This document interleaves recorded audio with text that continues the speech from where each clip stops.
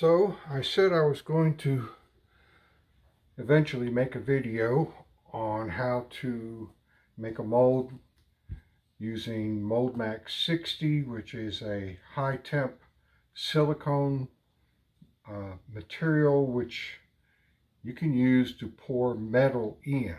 Mold Max 60 has a limit. I forget exactly what they show it as. I think it's 540 degrees, something like that. I'm going to be using zinc. Zinc I'm going to pour at about 800 degrees. Mold Max 60 does hold up pretty well to that temperature. They don't make a claim that it does, but it does. Now, you may not get as many pours per mold out of each one, but you'll get enough to get the job done. Here is the type of mold that I'm making. Right now I'm focusing on doing coins, some type of a low-cost giveaway to give to my customers after they make a purchase, something like that, or just an advertising piece. I've got one with Stone Age artworks on the back side. I'm not sure how well that came out, but it's worth a try. If I had a 3D printer, I could probably do it like that, but lately everything's been old school for me. Let's get started. I'll show how to make that mold. First thing you want to do is obviously pick something to make a mold of, and that will determine the size of the block. Now, you need the part, and the way I do mine is to make a air channel out of a piece of wire. I leave enough room for the sprue and little cuts for air escape to get into the tube. So with that size in mind, we need to make a frame. And what I found that works really good are these Lego blocks. So you get a couple of hundred of them, should last for quite a while. So you're going to end up making a frame using these Lego blocks.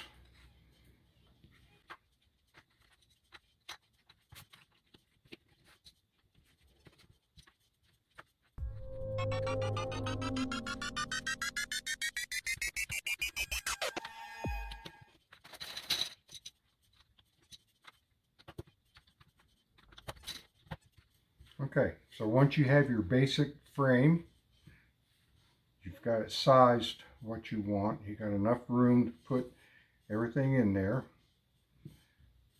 Then next thing, we're going to roll out some non-hardening clay. And this is going to put us into the first half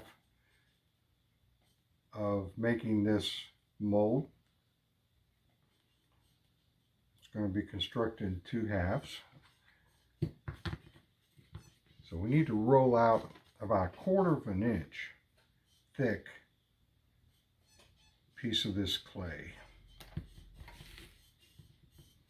Now this non-hardening clay is reusable and works quite well for this particular procedure.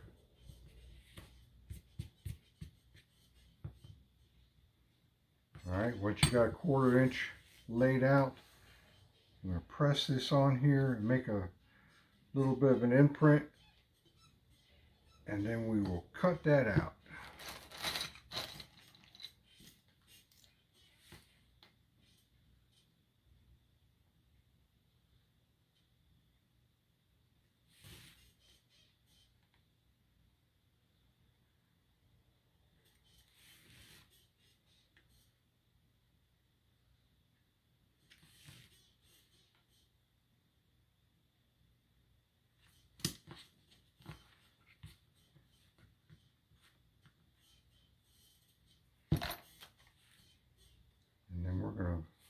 lay that block of clay on the inside. Now, what's hard to see is I didn't cut that quite so well. There's some gaps here, but we're going to press the clay towards the sides and close those gaps up so we don't get silicone running out of the mold or out of this frame box. These little tools, these are silicone clay working tools. They come in all kinds of different shapes and sizes and stuff for whatever you need. These are really handy to have. And you just keep pressing all the way around the perimeter and seal up that gap.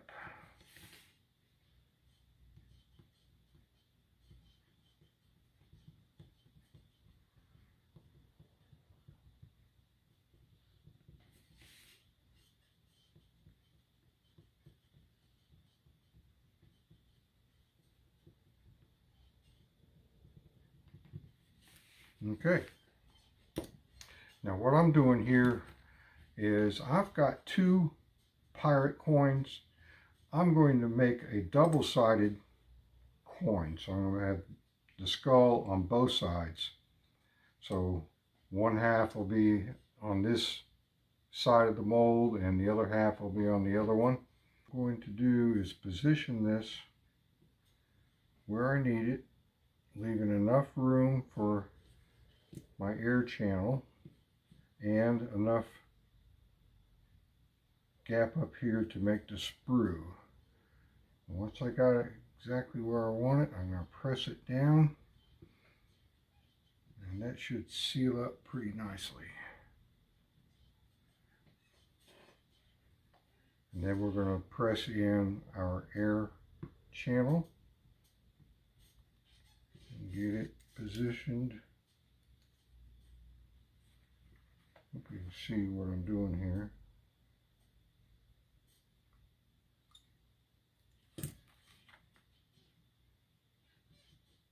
Now that is just a piece of number 10 ground wire. It's insulated. It's easy to bend and shape. And I think it's just the right size for what I need. So you can see here where it's going to end up looking like after that air channel is in and this is set up. We cut little grooves in there for the air to escape as it's being poured. All right, and the next thing is to provide some witness plugs. It's just a place that I'm going to press down into the clay so that when the both halves are completed, they will lock in perfectly right where you need it. All right, so that's what that's going to be. Now I have to make room, put these in a location where they're not going to interfere with the sprue or any of the other cuts that I'm going to have to make. So I'm going to put one right here and here and here and there. Okay. Of course, that's upside down. The sprue will be up here on top.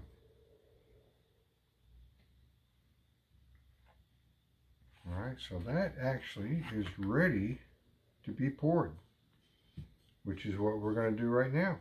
All right, so when working with Mold Max 60, the very first thing you're going to want to do is to put on some gloves, because this stuff, it will get on your hands and fingers, and then you'll end up transferring it to other items around. So you really just want to keep it off your fingers. Not only is this stuff messy, but the hardener agent, this has got to be the most viscous fluid I have ever come across. This stuff will splash and splatter and get on everything. You got to be real careful working with it. Um, so I'll show how I do it. Now, this is mixed by weight, and the proportion is 100 to 3. Now that's really hard to, you need a really nice scale that'll handle small increments because that's pretty tight tolerance there. I have found, especially when working with pouring metal, that it's best to err on the side of too much hardener because it will help to make this set up faster, and it will set up harder, and it'll make the mold last longer. You'll get more pores out of it, I believe. The problem is they don't give you a whole bunch. They give you just enough to do what's in this container. Now this is a 1-pint container. It's got a wide mouth, which is good because you're going to have to pour this out into a cup of mixing. And if it was a small mouth, you'd have problems. So like I said, the first thing you want to do is put these gloves on. Now I have found, let me see if I can do this, a really easy way to put these on. You're going to like this. All right, so you wad them up, one in each hand, just like that. Put them both in one hand, and then works every time. Okay, all foolishness aside. All right, so we're going to pour what we need into this cup. I am not going to show how it's measured out. I have done this enough to know exactly how much I need for this. Actually, what I also need to do is to build this frame up higher. So we do that.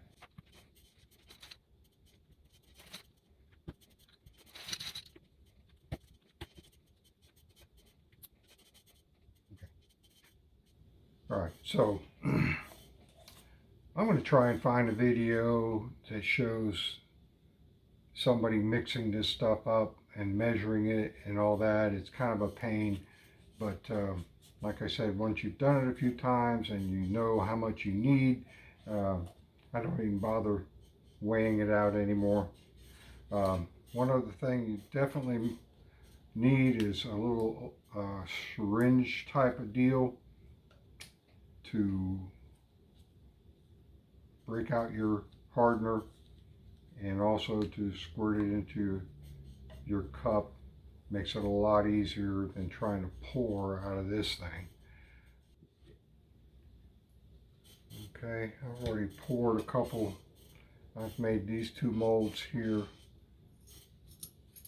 so far out of this pint, and I've got plenty to make a 3rd one and maybe a 4th. So like I said, this stuff is kind of expensive, so you kind of want to get it right the first time and not make any mistakes. One little trick I found that is if I come up short, if I don't get enough to fill this thing to the top where I want it, I've got some scrap pieces of silicone left over from the bottom of the cup, and I can actually lay this in there, cover it over, and when it hardens, you'll never know that that extra piece is in there, and that'll help conserve some of your product there. All right, another thing we have to do is you have to have these tonsil protector or probe things, whatever you call it, popsicle stick. This will help to pour. Get this on camera.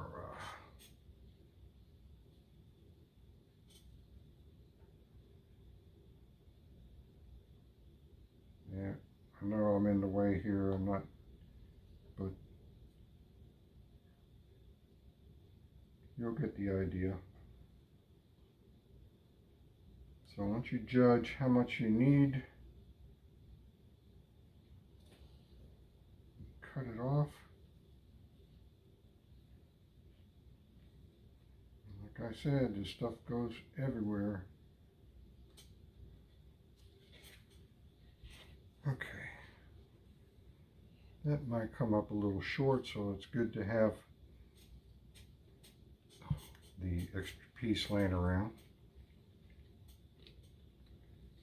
This stuff, it must be some super high dollar stuff because they really don't give you a whole lot.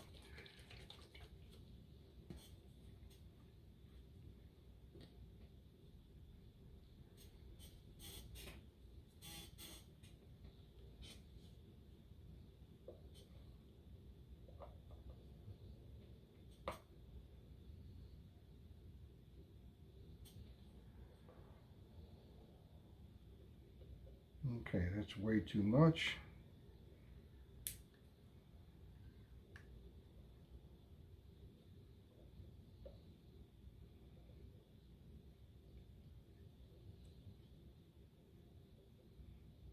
All right, and that's going to be just about right.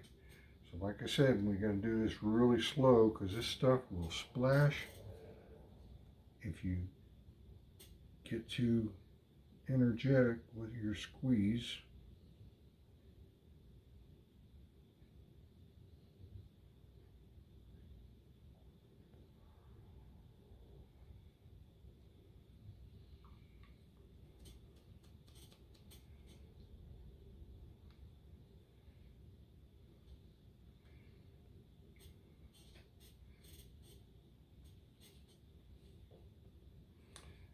All right, the next thing is to mix it. You have to mix it really, really, really well. And you may have to, they recommend you mix it for about 2 to 3 minutes. So, let's mix her up.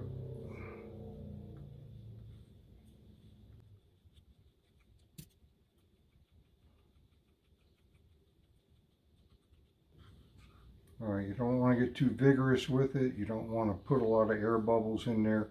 You will get some bubbles in there. I have found that that's not really a problem. The bubbles will float to the top and pop all by themselves. The only time you might have an issue is if you get bubbles right up against your part. And so far, I've not had that situation. When you pour really slow and you get a bit of a flow going and it seeps into all the little cracks and crevices on there. That's why this silicone is so good. It will actually get into the little cracks of the blocks. You'll see when you pull it apart, and it really captures the details well. And that's why we like to use it. Now, sand casting and that sort of thing, I mean, it works and you get a shape. And if you use a really, really fine sand, you can get pretty good detail, but not like you're going to get with this stuff. You're doing intricate coins and things with a lot of detail. This is what you want to use to pick that up. Now, Mold Max makes several different types of silicone molding products, and this is just one of them. This is the one made to pour molten metal with. A lot of people will pour pewter or bismuth or any of those low temperature metals. I'm not sure that I would go any higher than zinc. As it is, zinc is about twice as high temperature as this stuff is rated for, but it still works. Now, I wouldn't go so far as doing copper or aluminum or anything like that, because you're pretty sure you're going to burn out that mold. You may get one pour out of it, but not likely to get very many. So the idea here is to get as many parts made as I can.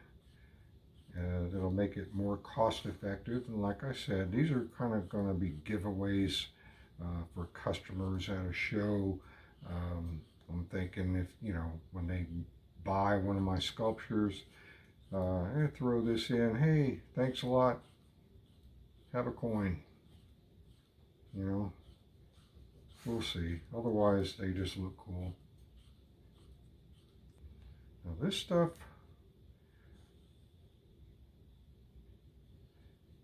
will set up in about 3 hours. Now, what I do generally is I'll pour it in the evening and I'll take it out the next day. But for the purposes of this video, I'm not sure. It may sit in the mold a little bit longer. I don't know when I'm going to get around to making the second half of this video. Okay, so here we are. It's all mixed up. You'll see there are some bubbles coming to the surface. And see what I said? This stuff, it will get on everything and you will transfer it some other place. Yeah, I just did it again. Hopefully you don't get it on the cat or the dog or your wife's white dress. Now hopefully you'll be able to see what I get a little bit better angle here so you can see inside. I'm going to pour it, start in the corner, and then let it just slowly flow into all the places it needs to go. And we'll see how well we guessed at how much we needed. Just don't want to be in a hurry.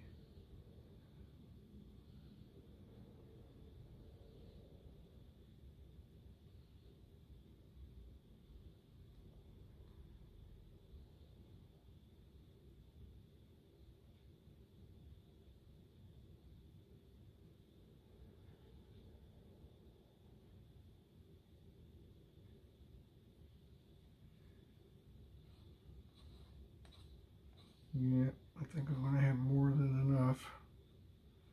I hate to mix up too much and waste it. But like I said, in this case, if there's any left over, I just let it level out in the bottom of the cup, let it harden, and save it for later. There might be a time where you're going to come up short, and that little plug will help raise the level in your mold.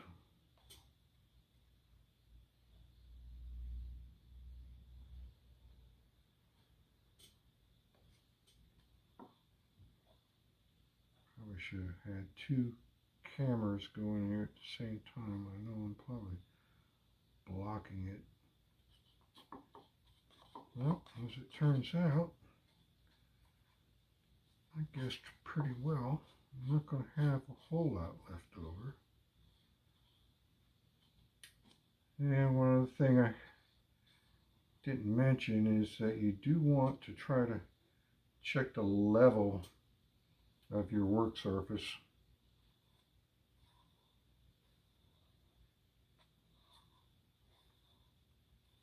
Because you don't want it tilted one way or the other. Yep.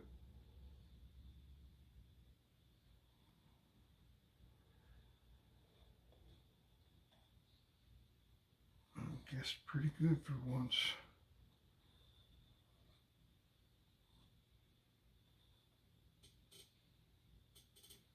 Okay, so like I said, that's going to take, I let it go for at least 12 hours before I try to take it out of the frame. That way it's good and hard. Now, if for some reason you don't get enough hardener in there, it eventually will harden. It just may take, I had one early on, I did not use enough, and it took almost 36 hours for the entire thing to really set up to where I could use it. And once it did, it was fine. It just took a long time to set up. So, like I said, it's better to err on too much hardener than not enough.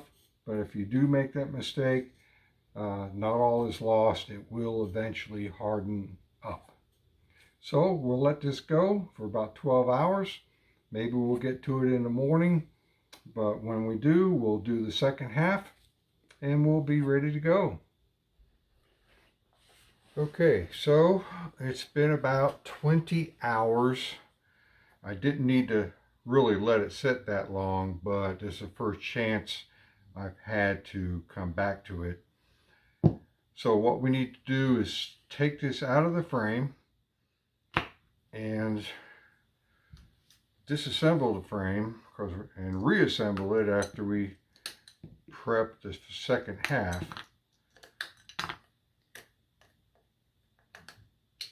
I tell you, these Legos are the perfect thing. It gives you flexibility to make any size frame that you want.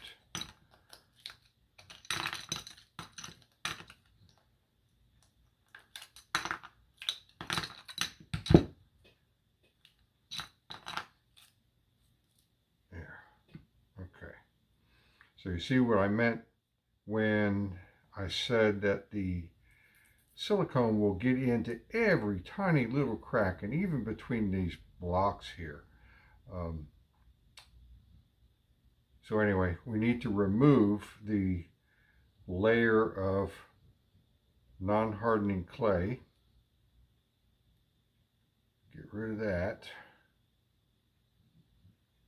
Okay, we're done with that. And might need a little bit of cleanup in here. A few spots that we just want to get off.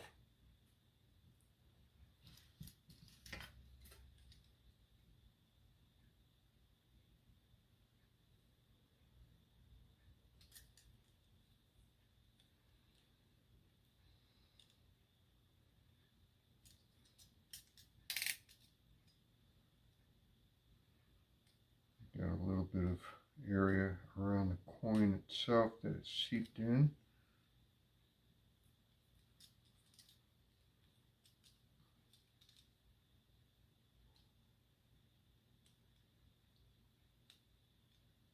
So like I said, this is going to be a two-sided pirate coin.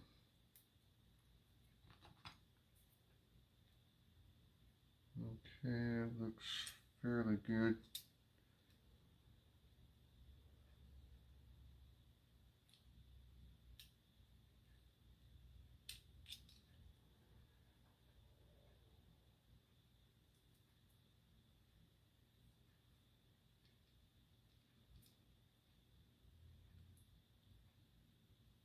Okay.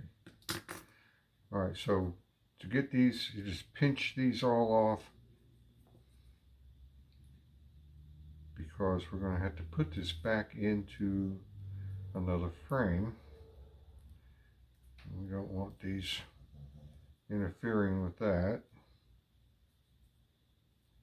You can actually take your thumbnail and scratch little pieces off.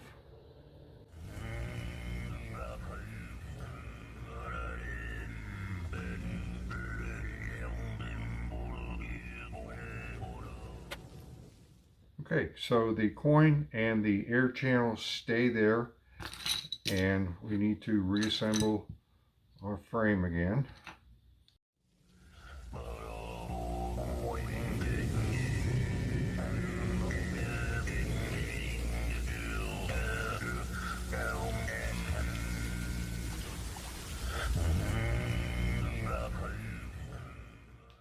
And another layer.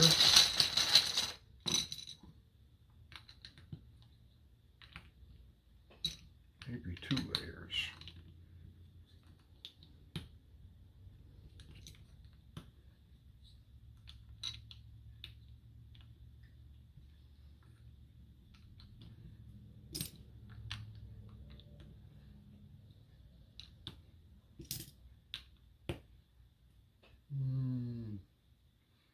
Put another layer just for good measure. Don't think I'll pour all the way up, but this will help me get to the level that I want.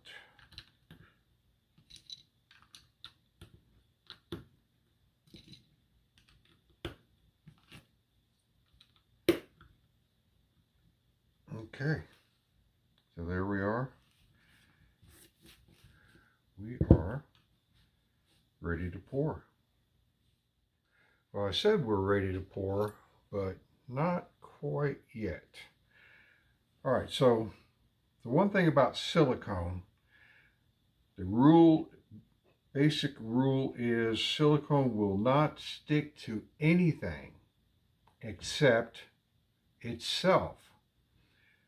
So since we're going to pour a new layer of silicone in here on top of silicone, we're going to have to apply a parting agent, and I like to use just regular old Vaseline with a small brush.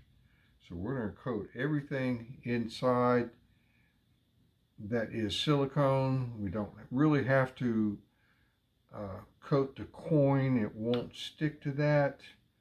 As a matter of fact, it's probably best not to, because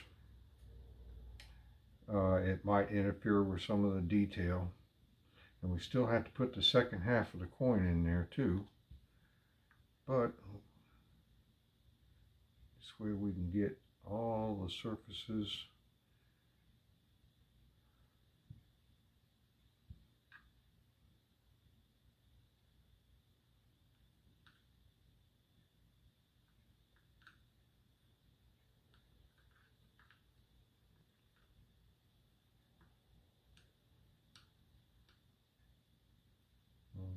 knobs.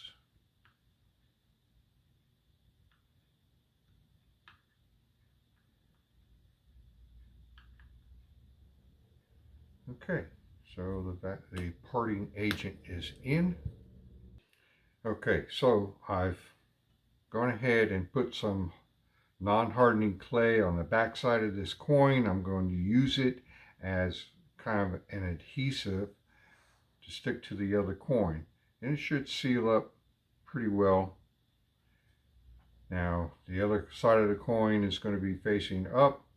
This will be the back side, so it needs to face down, so that when you rotate it, the same side keeps coming up. Anyway, all coins are like that. You just have to match this up, press it down.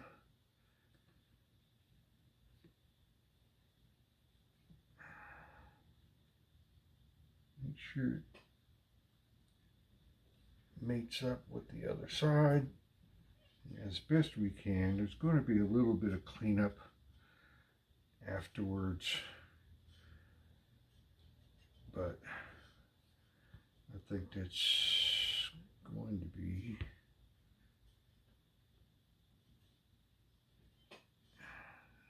pretty good. All right, so now we're ready to pour. All right, so now that we're ready to pour, we need to put our gloves back on again. So let's try it this way. Let's get one there, and we get one there. And all we have to do Okay, we're ready. All right, so we're going to repeat that procedure from the first half.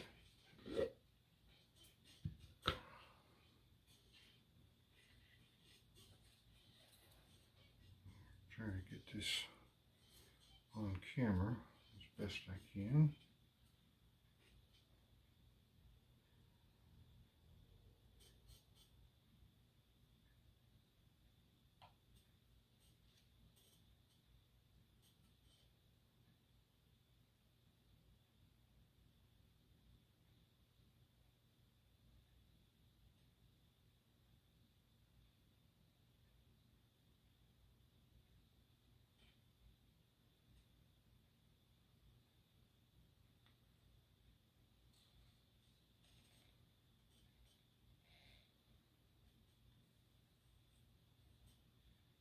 You might kind of purposely come up short here so I can show adding a little extra cured silicone to the mix to bring that level back up, just in case you do run short. So we'll have that standing by.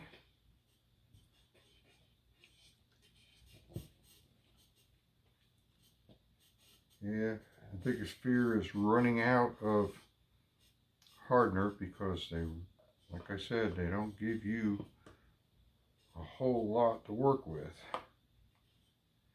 Now I'm going to provide a link to a video that shows the proper way to mix this if I can find it, because I am going by memory here, or by experience of how much I need.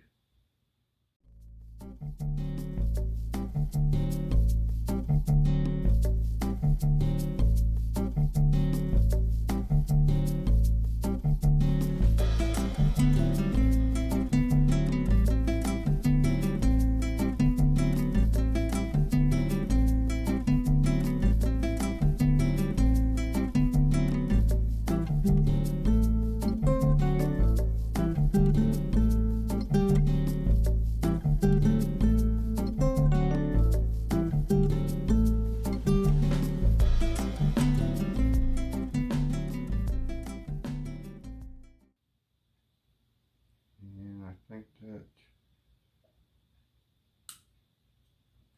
looks about right.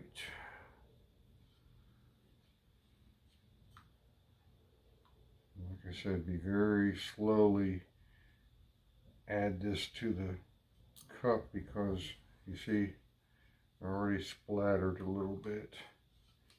This stuff is very thin, very viscous, and it will just go everywhere.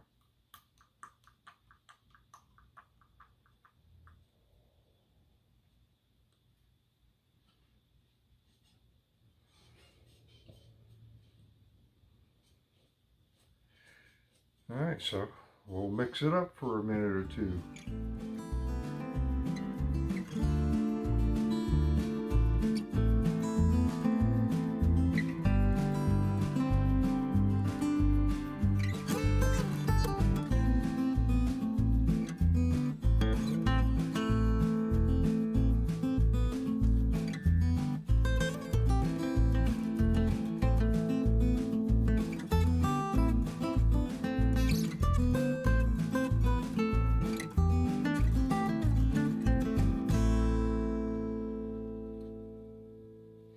Okay, so we've got everything set, ready to go.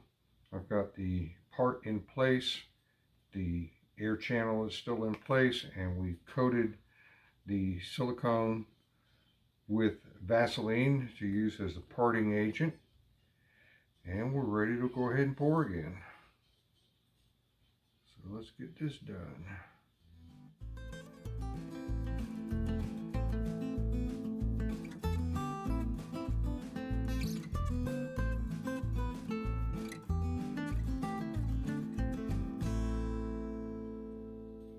All right, so let me show this little hack in case you, again, you come up short.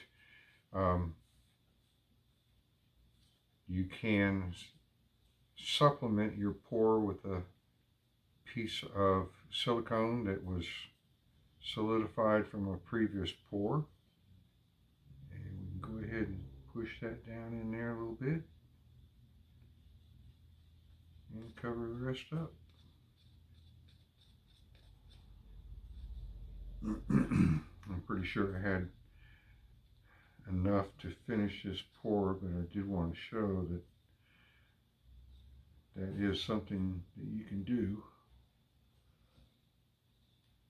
It says the stuff is expensive, and anything you can do to save on product is a good thing.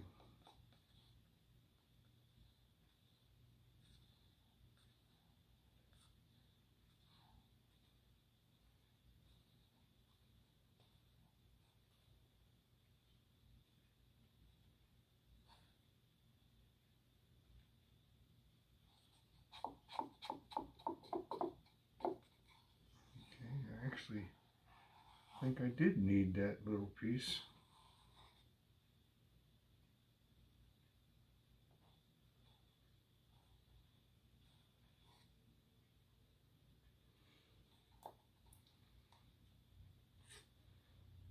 Okay, so a couple little bubbles will be coming up. I'm pretty sure we don't have any up against the part itself, and that's really where it really matters. All right, so we're going to wait again for it to harden, and we'll finish up the third part, separating the two halves, cutting our little air channels in there that we need to allow the air to escape when it gets poured. It's coming along nicely, and we'll be right back. Okay, now that this is completely set up, it's time to take our frame apart and check our handiwork.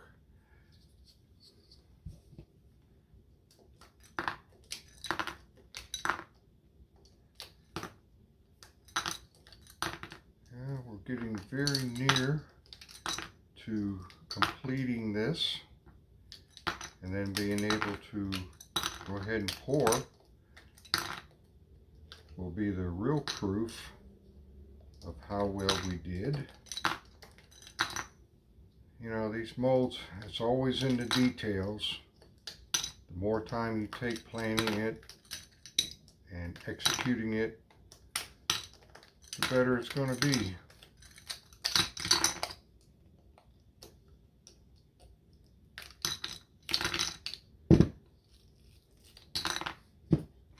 Okay.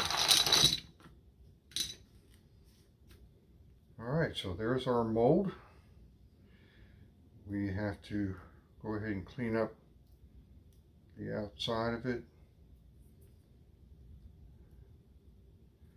We'll do some trimming on the corners, because when you pour, it'll be clamped between either a couple of pieces of wood, a couple of pieces of metal, and this little edge here, the meniscus has turned up, and that will affect the clamping device.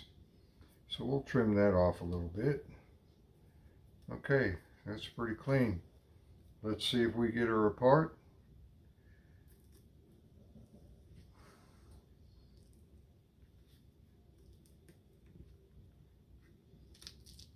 The parting gel, the Vaseline did its job. Nothing stuck. So we just have to get the parts out now. There's our air channel.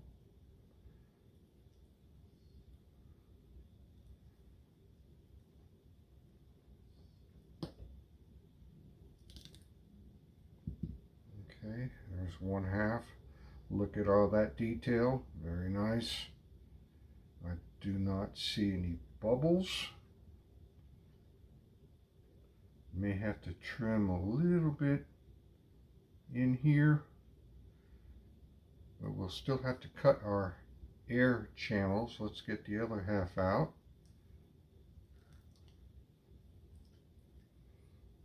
That's one thing good about silicone. It is flexible and it helps get your parts out. Okay, this side looks excellent as well. Alright, so you see that the two halves are opposed, so when you turn the coin you always have the same side facing up, and of course it mates perfectly because of these registration tubes or witness marks, however you want to call them. Alright, so let's grab a nice sharp X-Acto knife and we'll go ahead and cut the grooves and the sprue, and we'll be real close to pouring a piece. Alright, so I'm going to try to stay zoomed in on here so that you can see what I'm doing. Most efficient way for me to cut my grooves for the air channel is to come off of these little points here, because that's where the bubble is going to be, and start with a really nice sharp knife, and it doesn't have to be big.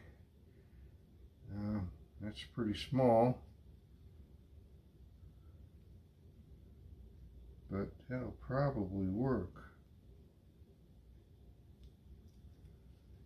Alright, so all these big points here, the sprue is going to enter right here. So this side needs a cut.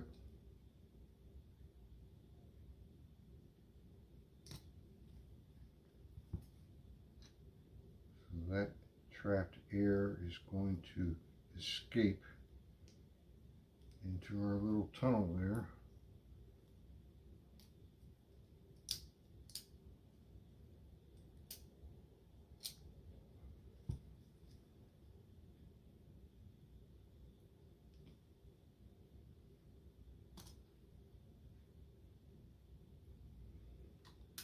Now that will produce little pieces of metal protruding out, and part of the air channel, it might also fill up with zinc. So all those little things, they'll get cut off, and then the edge of the coin will get ground and polished.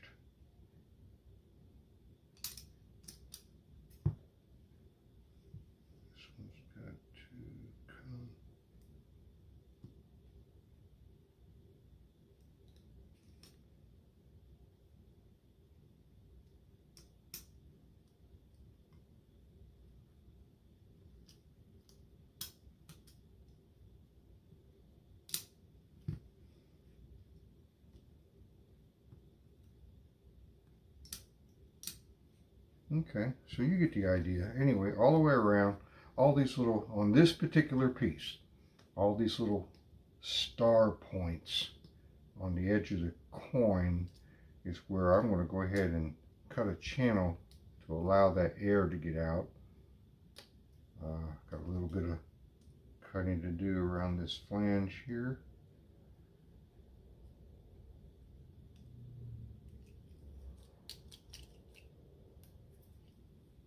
Okay, so it's basically done. I'll finish up, we'll cut the sprue and get ready to make a pour. Alright, so I'm going to show going ahead and cutting this sprue. So you see just one little point here. I'm going to try to make this easy when we're done pouring and we take it out, that we don't have a whole lot of cleanup to do. So the smaller this hole, that might need to be adjusted if we go to pour it and it doesn't fill properly, and we decide that it's because the sprue hole is too small, then we can adjust it.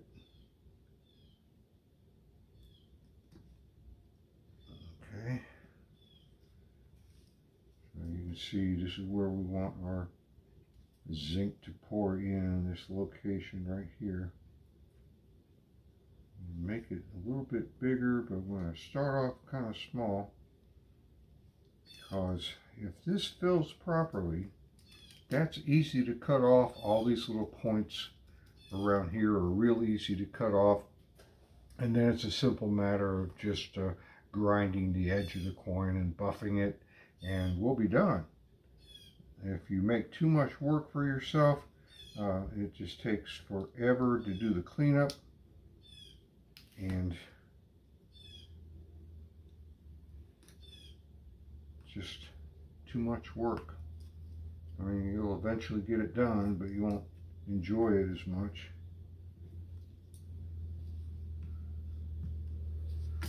Okay, so, well, I need to widen this out so that we create a little cup to pour.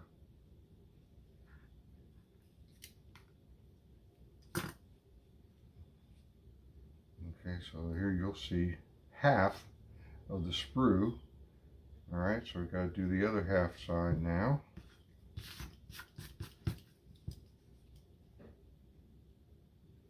Kind of go in the same spot.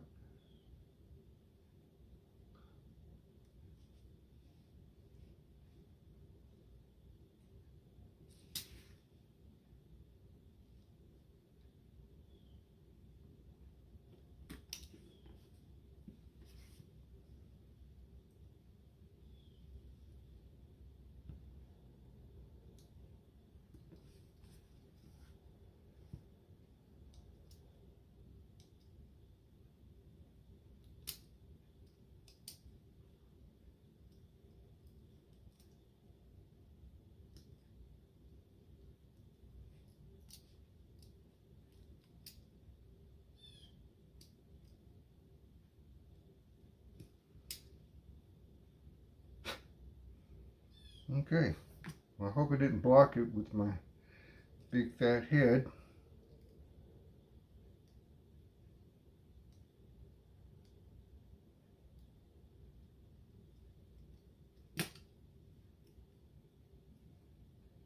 All right, so we can get this together. And there's our sprue. It's kind of an elongated sprue hole, but that's okay. And like I said, we have to trim these little edges here to keep it flat.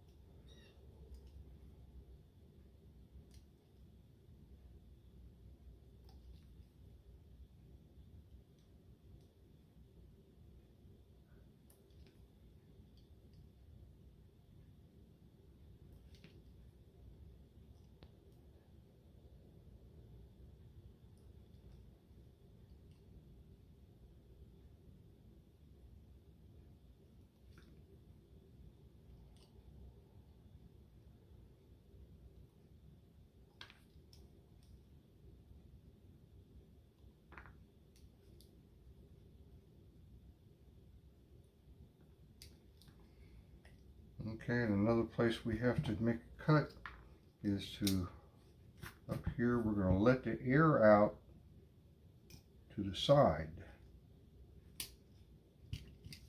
Don't want it to come out the top, because if I over pour, it'll block that air hole and we'll just have a bad cast. So this way, air will escape to the sides.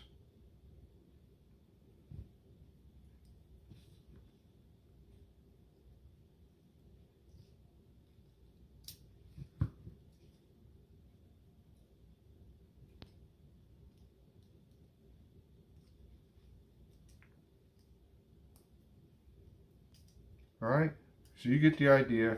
I still got a few little cuts to make. I don't have to show every single cut.